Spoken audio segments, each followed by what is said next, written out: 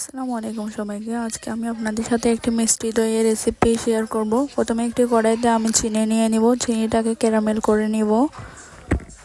ক্যারামেলটা ready হয়ে গেলে তার মধ্যে দিয়ে দিব গরুর দুধ। ক্যারামেলের সাথে দুধগুলো ভালো করে মিশিয়ে নেব।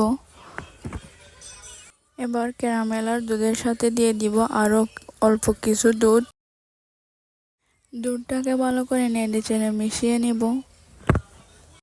দুধগুলো ক্যারামেলের সাথে মেশানো হয়ে গেলে এবার ঠান্ডা করে নিব। দুধের মধ্যে দিয়ে দিব 1 কাপ টক দই, ভালো করে মিশিয়ে নিব।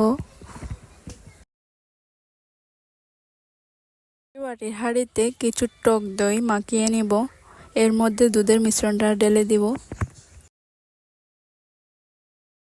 একটি পাত্রে একটি কাপড়ের উপরে কিছুটা পানি দিয়ে তার মধ্যে হাঁড়িটা দিয়ে দিব। 20 মিনিটের মতো জাল করে নিব। 20 মিনিট পর হাঁড়িটা একটি কাপড় পেঁচিয়ে একটি গরম স্থানে রেখে দিব।